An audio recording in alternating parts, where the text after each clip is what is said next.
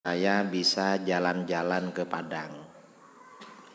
Dari dulu saya cuma kenal makanannya. Karena orang Padang ini di mana-mana terkenal dengan rumah makan Padang atau Minang. Dan sekarang baru makan masakan Padang yang asli. Kalau yang di luar Padang itu masakan Padang swasta. Yang di sini ini masakan Padang negeri. Pasti lebih berkualitas daripada yang swasta. Saudara-saudara yang dimuliakan oleh Allah, kita ini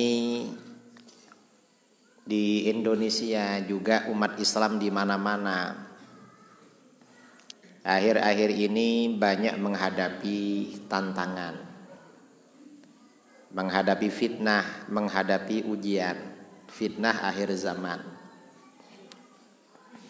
Apa ujian dan tantangan itu? Ujian dan tantangan itu adalah fitnah yang merusak terhadap ajaran agama. Dulu sejak awal Islam ini disebarkan ke Indonesia, sejak awal mula adalah Islam Ahlus Sunnah wal Jamaah. Terus jawal, sejak kapan Islam itu masuk ke Indonesia? Sebagian ulama mengatakan di dalam kitab-kitab sejarah, bangsa kita ini yang merupakan rumpun bangsa Melayu. Orang Minang, orang Aceh, orang Melayu, orang Jawa, satu rumpun Melayu. Itu Islam itu disebarkan kepada bangsa kita sejak masa-masa Khulafaur Rasyidin. Diperkirakan pada masa khalifah yang ketiga, Sayyidina Utsman bin Affan radhiyallahu an. Bangsa kita ini sudah masuk Islam, walaupun masih sedikit.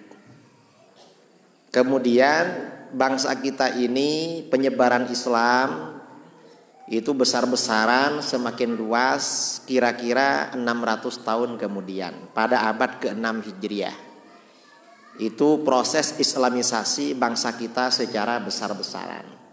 Sudah semakin ramai, semakin banyak. Sampai akhirnya bangsa Indonesia ini Islamnya menempati ranking pertama di dunia, karena umat Islam dulu 95%. Entah sekarang tinggal berapa persen itu. Apa 90 atau. Tapi memang luar biasa. Bangsa kita ini memang 95% atau 90% umat Islam. Umat Islam terbesar di dunia Indonesia. Salah satu yang terbesar. Nah, ada pertanyaan tentang proses penyebaran Islam di Indonesia. Proses penyebaran Islam di Indonesia ini berbeda dengan proses penyebaran Islam di daerah-daerah lain di dunia, terutama di Jazirah Arab dan sekitarnya. Apa perbedaannya? Bangsa-bangsa lain di dunia penyebaran Islam itu melalui pendekatan militer, melalui perang. Umat Islam mengirimkan tentara, dikirim pada kerajaan-kerajaan sekitar, diajak masuk Islam, gak mau diperangi. Itu negara-negara lain. Di Indonesia ini proses islamisasi tidak begitu. Tapi bagaimana? Kebanyakan itu pendekatan budaya, pendekatan adat istiadat. Para ulama yang berdakwah datang ke sini, ada yang datang sambil berdagang. Sebenarnya tujuannya bukan berdagang. Apa tujuannya berdagang ke sini? Berdagang itu hanya sambilan, tetapi nanti mengajak masyarakat masuk Islam. Dan raja-raja di kepulauan Jawa itu dulu meliputi Sumatera. Karena Sumatera dengan Jawa itu kumpul. Bahkan kawasan Nusantara, ya, kawasan Nusantara ini diistilahkan di kitab-kitab klasik itu Jawa. Walaupun sekarang Jawa khasnya Pulau Jawa. Dulu sebagian raja-raja di Nusantara, kalau ada pedagang Arab datang berdagang ke sini sambil berdakwah, itu senang. Mengapa? Karena juga membantu kepada masyarakat setempat. Dan raja-raja di Nusantara, sebagian raja dulu memberikan persyaratan kepada para pedagang Arab yang datang ke sini sambil berdakwah. Apa syaratnya? Harus menikah dengan penduduk lokal. Kamu boleh jualan di sini, tapi harus punya istri di sini. Nah, orang-orang Arab ini kalau kewajibannya menikah pasti senang. Karena ini kewajiban yang menyenangkan. Dalam sebagian kitab, ya, salah satu kitab karangan Syekh Dr. Nuruddin Aitir, entah beliau dari mana sumbernya, sebagian penguasa dulu begitu. Nah, Islamisasi bangsa kita ini prosesnya memang kebanyakan melalui pendekatan budaya. Salah satu budaya bangsa kita yang paling kental, bangsa Indonesia ini apa? Budayanya yang paling kental. Yang paling kental itu adalah budaya memberi makan. Bangsa kita ini memang suka memberi makan. Mengapa senang memberi makan? Karena negara kita ini kan negara subur. Tidak seperti negara Timur Tengah. Karena subur, curah hujan luar biasa. Saya ini mulai berangkat dari Jakarta, di atas langit itu banyak mendung, turun hujan terus sampai kedinginan sekarang ini. Cuma untungnya setelah masuk ke masjid karena banyak orang lumayan agak hangat. Tadinya dingin. Nah, karena curah hujannya ini memang cukup, negara kita ini negara subur. Pepohonan, tanaman, tumbuh-tumbuhan subur. Kemudian sungai-sungai banyak ikannya, lautan kaya dengan ikan. Produksi makanan bangsa kita ini sangat melimpah. Karena produksi makanan bangsa kita ini sangat melimpah, bangsa kita ini bangsa yang senang makan.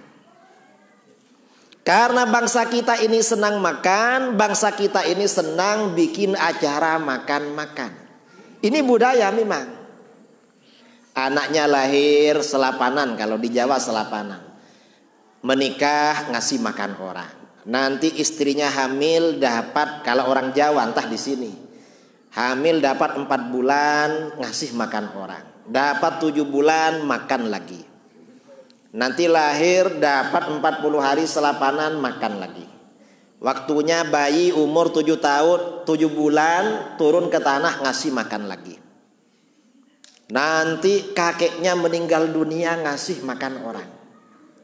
Ini bangsa kita ini memang suka memberi makan.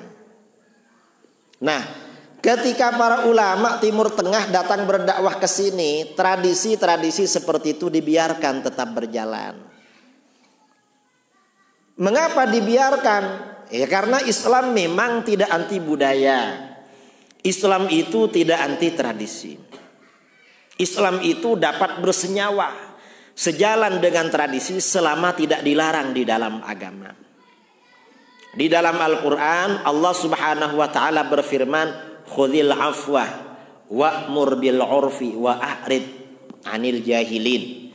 Ambillah sifat pemaaf. Al-Quran memerintahkan Rasulullah SAW, ambillah sifat pemaaf. Wa'mul bil urfi, suruhlah orang melakukan uruf. Uruf ini artinya apa? Kata para ulama, wal muradu bil urfi ma ya'rifuhun nas wa yata'arafunahu fi ma bainahum. Uruf ini maksudnya hal-hal yang dikenal oleh masyarakat dan dijadikan tradisi di antara mereka. Artinya apa? Al-Quran memerintahkan Rasulullah SAW agar menyuruh umatnya menjalankan tradisi yang baik. Berarti kalau begitu agama tidak anti tradisi. Karena perintah Al-Quran seperti itu, maka Rasulullah SAW di dalam dakwahnya juga tidak lepas dari pendekatan tradisi.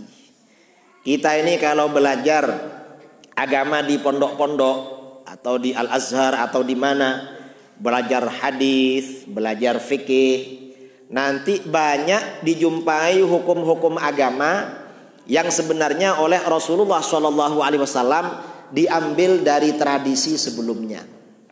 Contohnya apa? Contohnya akikah. Di sini akikah disebut apa kalau orang lahir itu? Sama ya? Akikah. Akikah itu asalnya tradisi jahiliyah. Orang jahiliyah ketika anaknya lahir, kalau bayinya laki-laki sembelih kambing 2. Kalau bayinya cewek, perempuan sembelih kambing 1. Karena orang Arab lebih suka anak laki-laki daripada anak perempuan. Nah, setelah kambing disembelih, ini tradisi Arab. Setelah kambing disembelih, darah kambing itu diusapkan pada rambut dan badan bayi. Itu namanya akikah. Jadi darahnya diusapkan. Ketika Rasulullah SAW diutus menyebarkan Islam, akikah tetap dijalankan. Cuma mengusapkan darah kambing pada rambut dan badan si bayi tidak boleh. Akikah tetap jalan. Mengapa gak boleh? Karena itu tidak ada gunanya. Mengusapkan darah pada badan gak ada gunanya. Dan darah ini perkara najis. Orang mengotori dirinya dengan perkara najis tidak boleh. Walaupun bajunya sendiri, nyuci sendiri, tapi dikasih barang najis gak boleh. Orang itu harus selalu berusaha bersih. Sedangkan akikah tetap jalan. Mengapa? Akikah ini tradisi yang baik. Buktinya baik. Kita ini kalau sudah lama gak makan kambing, mau beli kambing gak ada uang, tiba-tiba dapat undangan dari tetangga.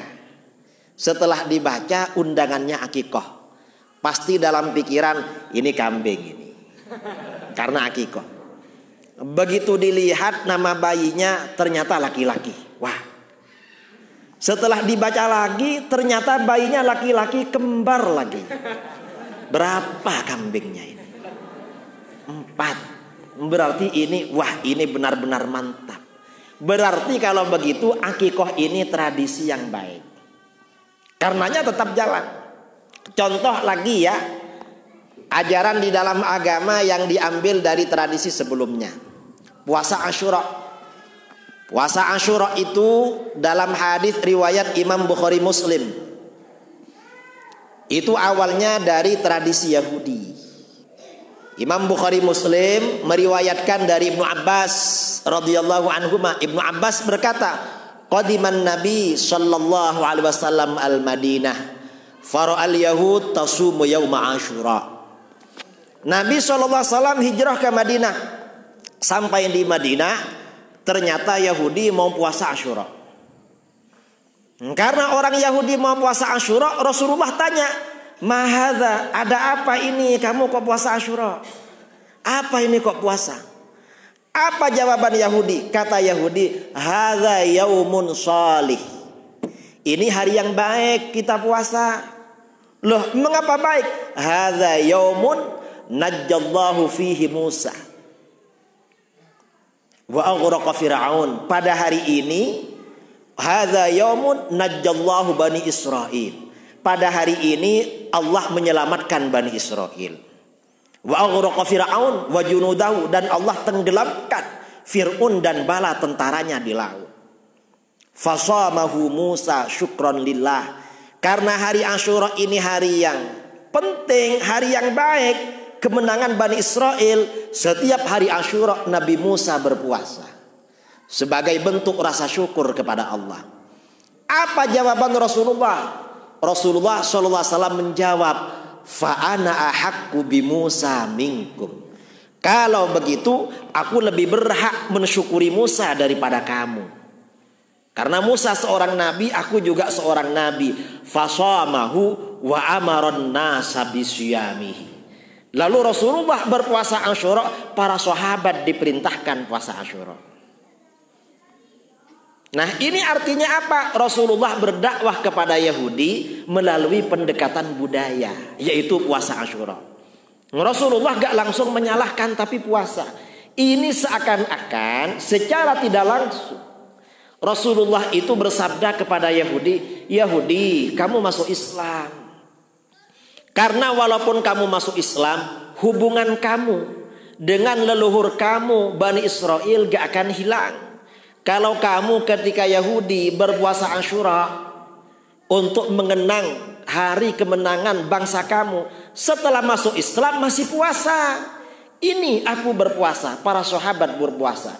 Ini namanya dakwah melalui pendekatan budaya. Karenanya Islam itu tidak anti budaya, Islam tidak anti tradisi. Kalau ada orang bilang gak boleh ikut tradisi, ini berarti orang ini tidak pernah ngaji. Ayo kembali pada Al-Quran dan hadis, jangan ikut tradisi. Berarti orang ini tidak faham isinya Al-Quran, tidak faham isinya kitab-kitab hadis. Gak faham ini. Tradisi itu ada ayat Al-Qurannya, juga ada hadisnya. Nah, bangsa kita ini budaya yang paling banyak itu budaya makan-makan. Budaya makan ini luar biasa. Saya barusan sebelum turun ke sini kasih makan. Setelah dibuka, ini kalau di luar namanya masakan Padang, tapi tadi namanya bukan. Apa namanya lupa, tapi bukan Padang. Dan ada kuenya. Kuenya ada berapa macam tadi? 5 macam. Ini budaya. Dan ini tradisi makan-makan ini oleh para ulama memang dilegalisir.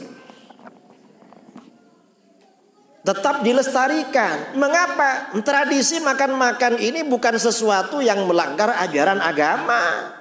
Ini tradisi sangat islami. Tradisi makan-makan. Kita ini ada apapun ngasih makan.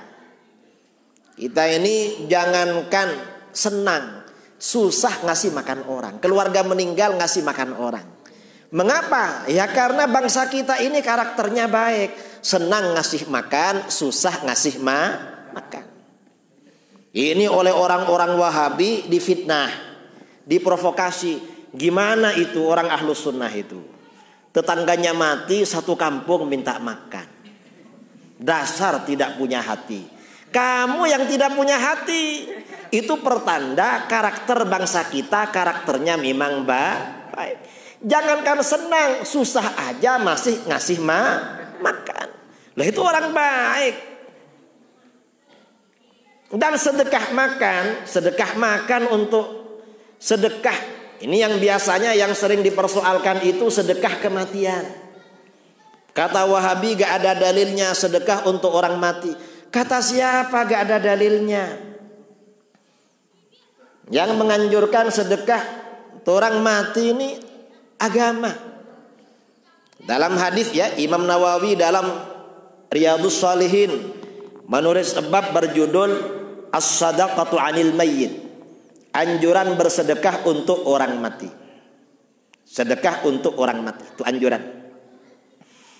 Ketika menyampaikan bab ini, Imam Nawawi menyampaikan dalil. Hadis riwayat Imam Bukhari Muslim dari Aisyah radhiyallahu anha. Anna rajulan atan Nabiyya sallallahu alaihi wasallam faqal. Seorang laki-laki datang kepada Nabi sallallahu alaihi wasallam. Lalu laki-laki itu bertanya, "Ya Rasulullah, hai Rasulullah, inna ummi uftulitat nafsaha wa lam tusi." Sesungguhnya ibuku tiba-tiba meninggal dunia dan ibuku tidak sempat berwasiat karena meninggalnya tiba-tiba. Wa uraha law takallamat tasaddaqat. Saya kira seandainya ibuku sempat berkata-kata, pasti beliau berwasiat untuk bersedekah. Afalaha ajrun in tasaddaqtu anha. Apakah ibuku dapat pahala kalau aku bersedekah untuk beliau? Apa jawaban Rasulullah? Rasulullah menjawab, "Na'am, iya. Ibumu dapat pahala kalau kamu bersedekah untuk ibumu." Berarti sedekah untuk orang mati bermanfaat. Yang bilang gak bermanfaat berarti gak pernah baca kitab Riyadhus Shalihin, gak pernah baca kitab Sahih Bukhari. Ya cuma ngomongnya kembali pada hadis. Kitab hadis gak pernah dibaca. Itu mereka. Dan memang kita ini kalau bersedekah dianjurkan pahalanya diniatkan untuk orang tua yang meninggal. Dalam hadis riwayat Imam At-Tabrani, Rasulullah SAW bersabda, "Idza tasaddaqa ahadukum bi shadaqatin tatawwu'an falyaj'alha an abawayhi." Kalau salah seorang kamu mengeluarkan sedekah sunnah, maka niatkan pahala sedekah itu untuk kedua orang tua kamu. Sedekah makanan untuk acara di masjid, niatkan dalam hati. Pahalanya untuk almarhum, almarhumah orang tua. Ada fakir miskin, kasih santunan dalam hati. Pahalanya untuk almarhum, almarhumah orang tua.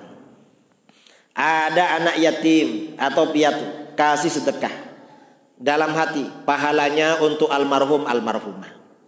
Mengapa pahalanya diniatkan untuk kedua orang tua? Fayakunu lahuma ajruha. Pahala sedekah itu langsung mengalir pada kedua orang tua. Kalau pahalanya mengalir pada orang tua, kita yang bersedekah dapat apa? Jangan khawatir. Wala yanqusuhu min ajriha syai'. Kamu yang bersedekah tidak akan kurang sedikit pun dari pahala sedekah kamu. Orang tua dapat pahala sedekah itu secara full, secara penuh, kamu juga penuh. Ini sedekah. Artinya apa? Sedekah untuk orang tua yang sudah meninggal memang sangat dianjurkan. Begitu dalil ini kita sampaikan, apa kata Wahabi? Ada orang Wahabi dari barat, entah barat atau utara bingung, dari Malaysia. Kirim video melalui YouTube. Apa kata dia? Kata dia, gak apa-apa sedekah untuk orang mati. Siapa yang ngelarang? Tapi jangan pakai makanan, jangan pakai minuman. Pakai apa? Kalau mau sedekah untuk orang mati, bangun masjid, bangun madrasah, bangun surau. Loh, suruh bangun masjid, dari mana uangnya? Dan masjid di kampung-kampung sudah ada. Kalau nanti dibangun lagi, jamaahnya siapa? Imamnya siapa? Oh, masjid yang ada kadang-kadang bingung cari imam. Tambah masjid lagi.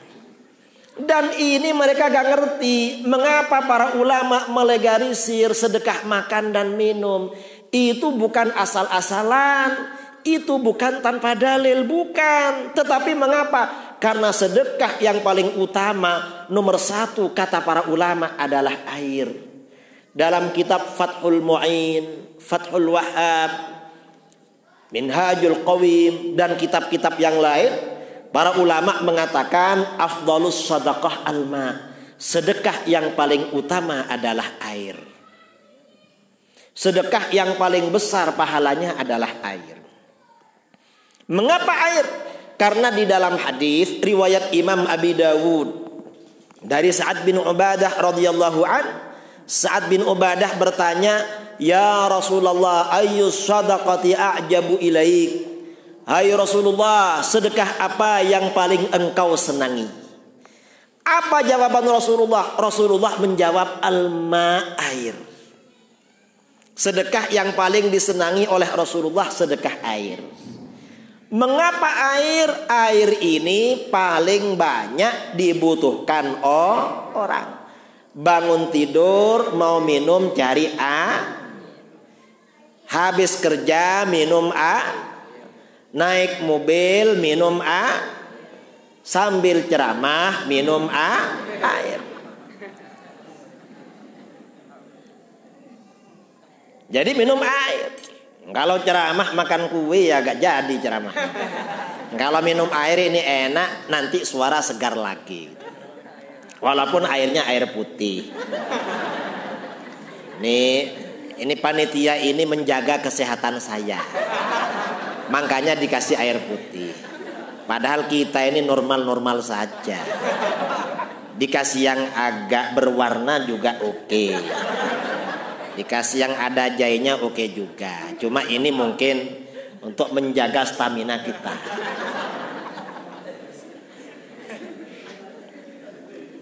Dan jangan dikira sedekah air ini tidak penting. Sedekah air ini penting. Mengapa penting? Kadang-kadang gara-gara sedekah air dosa besar diampuni oleh Allah. Padahal dosa besar. Dalam hadis riwayat Imam Bukhari Muslim dari Abu Hurairah radhiyallahu an, Rasulullah SAW bersabda, bercerita tentang Bani Israel sebelum datangnya Islam. Rasulullah bersabda, bainama kalbun yutifu bi raqiyatin, ketika seekor anjing mengelilingi sumur, qad kada yaqtuluhul atash, anjing itu benar-benar hampir mati karena kehausan. Ada anjing hampir mati karena kehausan, mau terjun ke dalam sumur gak bisa, akhirnya dia cuma mengelilingi sumur. Idra'athu baghiyun min baghaya Bani Israel, tiba-tiba seorang pelacur Bani Israel melihatnya. Ada pelacur pulang kerja. Pelacur itu biasanya kerjanya malam. Kalau siang pulang, di Timur Tengah itu kan panas. Nah, panas-panas pulang kerja, melihat anjing mengelilingi sumur hampir mati kehausan. Karena anjing itu hampir mati kehausan, hatinya merasa iba. Kasihan anjing ini. Karena kasihan, fanaza'at muqaha, pelacur ini melepas sepatunya. Pelacur itu dulu pakai sepatu. Sekarang pakai apa gak tahu. Setelah dilepas sepatunya, fanazalat, dia turun dalam sumur. Dulu sumur itu gak pakai timba, gak pakai tali, tapi pakai tangga. Manusia belum mampu peradabannya buat timba sama tali. Jadi turun ke bawah. Kalau sekarang sudah gak pakai tali, gak pakai timba, pakai apa sekarang? Pakai sanyu, pakai listrik, lebih canggih lagi. Setelah turun ke bawah, ambil air, fasaqathu. Dia ngasih minum dengan sepatunya itu. Setelah segar, anjing itu segar, dia kasih minum. Nah, ini datang lagi nih.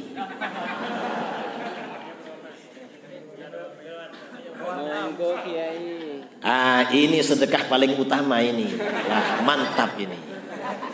Langsung diamalkan.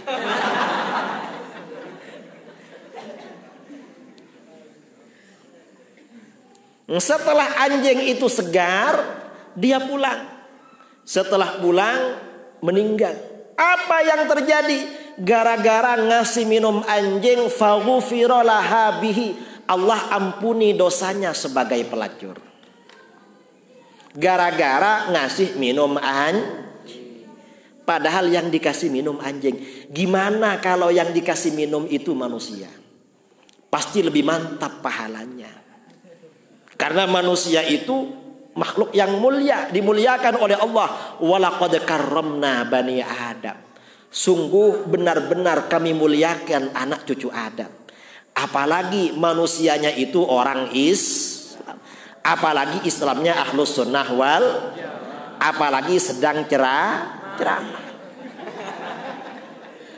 Padahal itu ngasih minum anjing, dosanya diampuni sebagai pelacur. Saudara-saudara pernah ngasih minum anjing? Pernah? Gak pernah?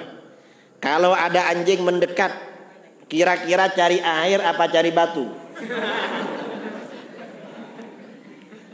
Padahal anjingnya minta minum.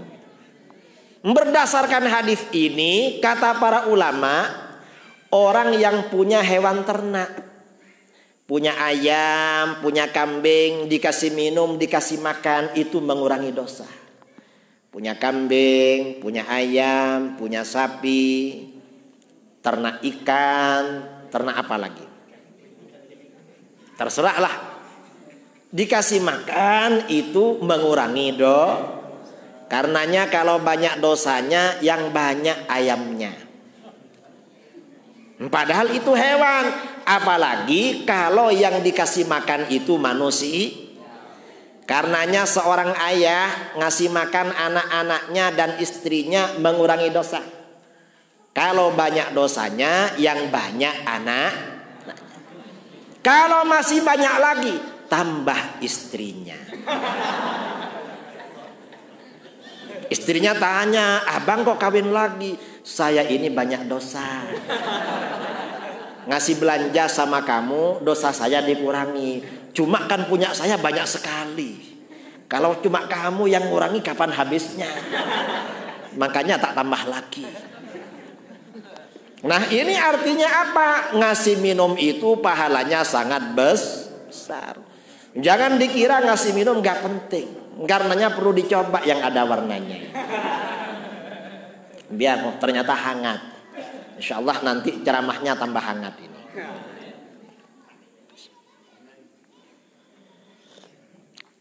Enak sekali. Kemudian yang kedua, setelah sedekah minum, minum ini kan sedekah paling utama. Di bawahnya sedekah minum adalah sedekah makan.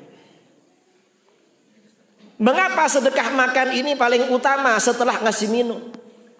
Imam Bukhari Muslim meriwayatkan dari Abdullah bin Amr bin Al-As radhiyallahu anhuma, seorang laki-laki bertanya, "Ya Rasulullah, ayyul islami khair?" Hai Rasulullah, amalan apa dalam Islam yang paling baik, besar pahalanya, mengantar masuk surga? Apa jawaban Rasulullah? Rasulullah menjawab, tut'imut ta'am, kamu kasih makan orang. Ngasih makan orang itu pahalanya paling baik. Besar pahalanya. Seberapa besar pahala ngasih makan? Imam Ibnu Abid Dunya dalam kitab Al-Ikhwan meriwayatkan perkataan Sayyidina Ali bin Abi Thalib karramallahu wajhah.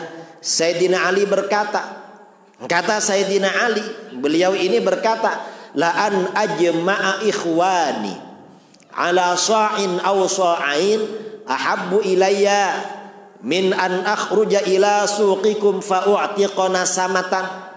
Seandainya aku mengundang orang-orang pada makanan satu sok atau dua sok, ngundang makan ke rumahnya, makanannya satu sok. Satu sok itu nisabnya zakat fitrah. Zakat fitrah itu kalau beras beratnya 2 kilo 2 on. Kalau 2 sok berarti 4 kilo setengah. Orang Indonesia kalau di Jawa standarnya 1 kilo cukup makan 10 orang. Entah kalau orang Padang. Terutama di daerah yang dingin seperti daerah sini. Karena orang dingin biasanya agak banyak makannya. Mengapa? Biar gak dingin, jadi dipompa dari dalam. Biar gak dingin.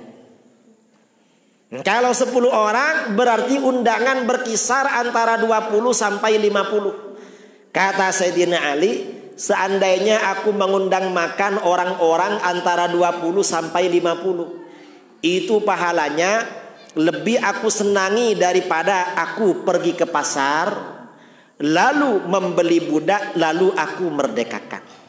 Artinya apa? Ngasih makan orang sebanyak antara 20 sampai 50 orang, pahalanya lebih besar daripada memerdekakan budak. Budak itu sekarang gak ada. Kalaupun ada, harganya mahal. Kira-kira seharga Kijang Innova. Ternyata ngasih makan 40 orang pahalanya sama dengan sedekah Kijang Innova. Besar pahalanya, jangan dikira gak besar. Dan orang senang ngasih makan ini dapat melembutkan hati. Karena di dalam hadis riwayat Imam Ahmad dari Abu Hurairah radhiyallahu an, anna rajulan yashku ilan nabi sallallahu alaihi wasallam qaswata qalbih. Seorang laki-laki mengadu kepada Nabi sallallahu alaihi wasallam. Laki-laki tersebut hatinya keras. Gimana Rasulullah, hati ini keras.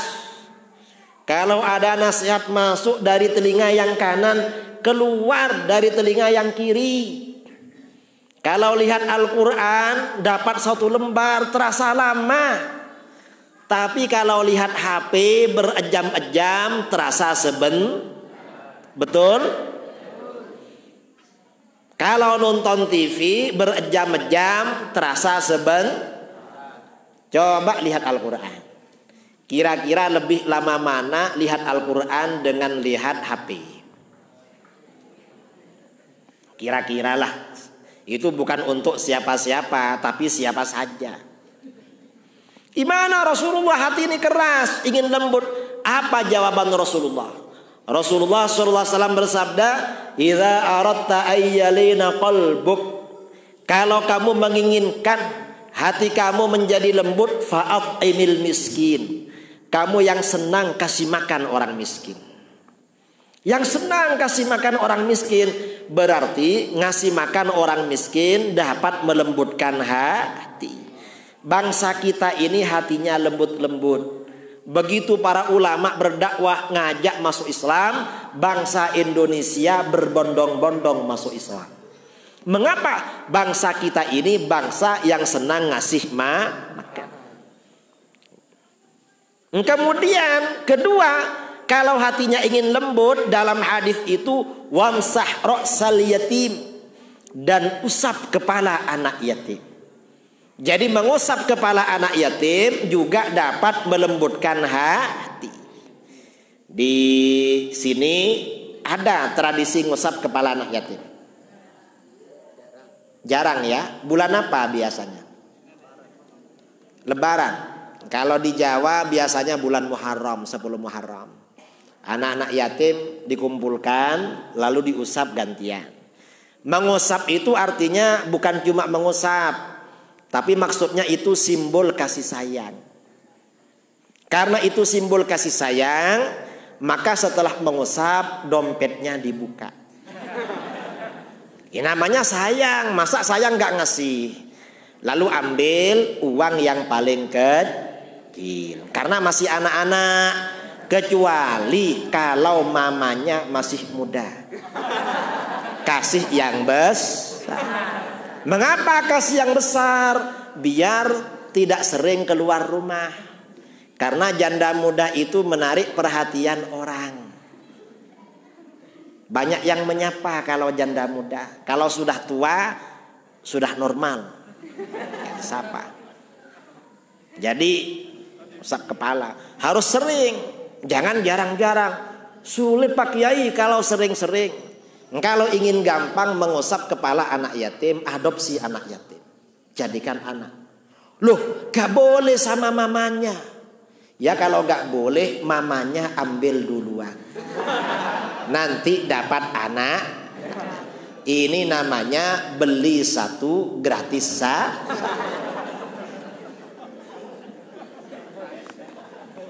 Ini untuk melembutkan hati. Nah, hadis yang begini biasanya bapak-bapak suka biasanya.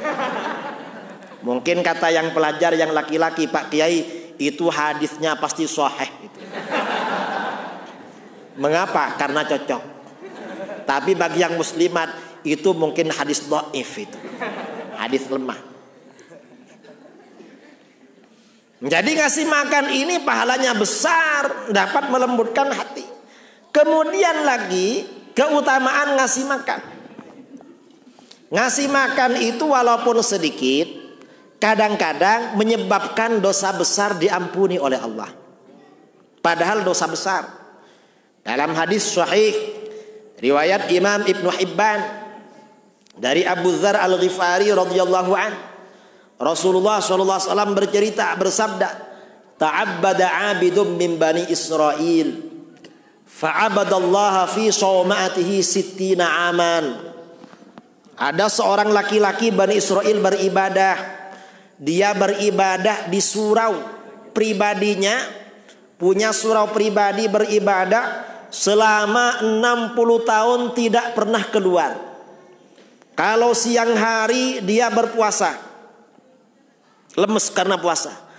Kalau malam hari berdoa, berzikir, sholat, menangis pada Allah. 60 tahun gak keluar-keluar. Setelah dapat 60 tahun, fa'amtaratil ard, tiba-tiba hujan turun. Hujannya lebat kayak tadi. Lebat. Setelah hujan lebat, apa yang terjadi? Fakhdarrat, suasana sekitarnya menjadi hijau. Banyak pepohonan tumbuh subur. Setelah suasana menjadi hijau, fa asyrafar rahibu min sauma'ati. Ahli ibadah ini mengintip dari suraunya. Setelah mengintip, loh, kok sudah hijau semua suasana. Pemandangan sudah berubah menjadi hijau, indah sekali. Karena suasana indah, dia berpikir, faqal, dia berkata dalam hatinya, law nazaltu wa dzakartullah lazdadtu khairan. Coba aku turun dari surau ini, lalu berzikir kepada Allah sambil menikmati pepohonan yang hijau-hijau itu sebagai rasa syukur atas karunia Allah, pasti pahalanya semakin mantap. Karena ada syukur. Orang itu kalau pemandangan bagus kan ingin jalan-jalan. Saya ini pergi ke Padang, yang saya nikmati itu dua. Apa? Yang pertama pemandangan. Jalan-jalan itu kan pemandangan. Yang kedua, merasakan masakan Padang yang negeri, yang asli. Karena selama ini swasta. Ini yang kedua. Karenanya ketika teman-teman ngajak ke sini, ayo kalau mau ke Padang kita ingin merasakan yang asli. Selama ini makan nasi Padang di Kalimantan, di Medan, di Riau, di Jambi, di mana-mana. Cuma di sini belum. Alhamdulillah tadi sudah 2 hari makan nasi terus. Entah Padang apa bukan, wallahu a'lam. Yang penting di Padang. Nah, akhirnya fanazala. Lalu ahli ibadah itu keluar, turun dari suraunya. Wa akhadha ma'ahu ar-raghif awir raghifain. Ini tambah lama ceramahnya ini.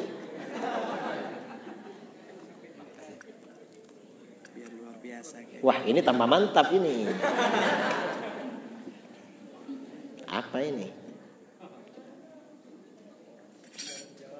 Kacau dulu. Ada telur. Wah, ada telurnya. Ini tambah afdal ini. Padahal air saja sudah afdal, apalagi ini.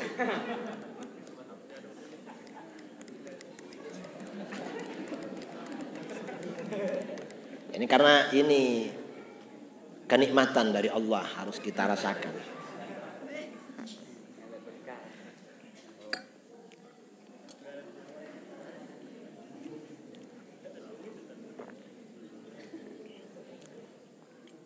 Nah, akhirnya ahli ibadah itu turun dari suraunya.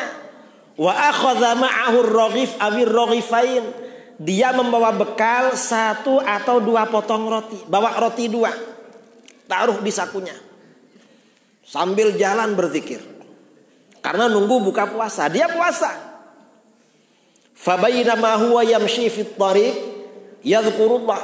Ketika dia sedang berjalan-jalan sambil berzikir, idz laqiyatuhum ra'atun. Tiba-tiba dia berjumpa dengan seorang perempuan. Namanya laki-laki jumpa perempuan. Kira-kira apa yang terjadi?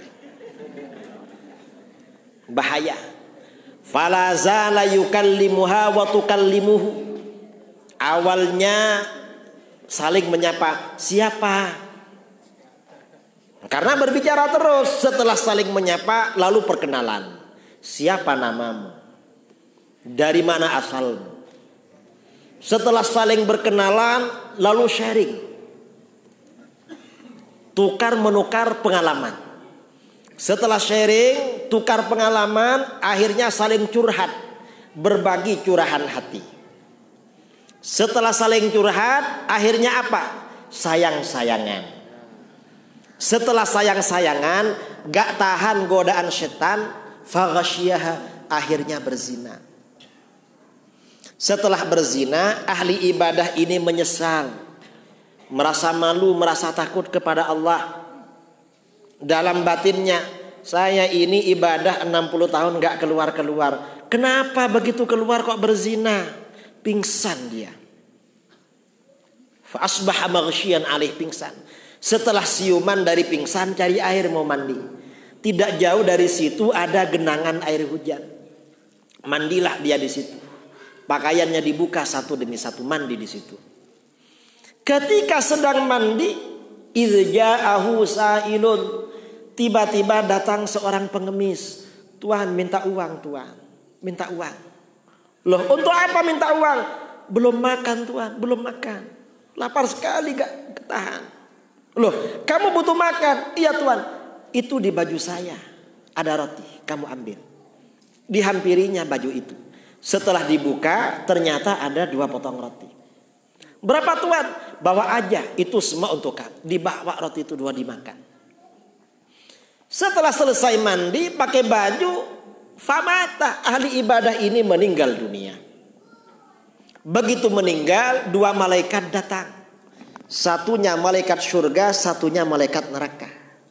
Kata yang malaikat surga, ini ikut saya bawa ke surga. Karena orang ini beribadah 60 tahun tak keluar-keluar, pantas masuk surga. Kata malaikat neraka, ini ikut saya ini ke neraka. Orang ini berzina, orang berzina pantas masuk neraka. Karena 2 malaikat ini rebutan, akhirnya ditimbang. Ibadah 60 tahun ditimbang dengan dosa zina 1 kali. Setelah ditimbang, apa yang terjadi? Ternyata dosa zinanya lebih berat sekali. Ibadahnya ringan, hangus. Zina 1 kali menghapus pahala ibadah 60 tahun. Kata malaikat neraka, nah ikut saya nih ke neraka. Ibadahnya hangus, ibadah siang malam. Lalu kata malaikat surga, apa kata malaikat surga? Sebentar. Apa? Tadi sebelum mati, orang ini sedekah roti 2 potong. Coba timbang lagi. Akhirnya ditimbang lagi. Dosa zina 1 kali, ibadah 60 tahun, ditambah roti 2 potong. Rotinya cuma 2 potong. Begitu ditambah roti, apa yang terjadi? Luar biasa, subhanallah. Berat sekali. Pahala rotinya berat sekali. Zinanya menjadi ringan dan diampuni oleh Allah. Gara-gara roti 2 potong. Padahal rotinya cuma 2. Orang Bukit Tinggi kalau keluarganya meninggal, rotinya berapa? Banyak ya? Bukan rotinya yang 2 potong, tapi kambingnya 2 ekor. Kambingnya besar-besar. Itu mantap sekali. Nah, ini artinya apa? Sedekah makan itu walaupun sedikit, kadang-kadang menyebabkan dosa besar diampuni oleh Allah. Karenanya oleh para ulama kita, tradisi memberi makan, memberi minum itu dilegalkan, dilestarikan. Karenanya kalau ada tamu, jangan pelit-pelit. Apa pelit itu? Bakhil, gak mau ngasih minum. Paling enggak ya minuman kayak gini kalau tamunya sering. Kalau tamunya agak jarang mungkin yang ini. Kalau tamunya agak jauh kasih yang ini. Karena capek dari jauh, masa jauh-jauh dipakai kayak gini.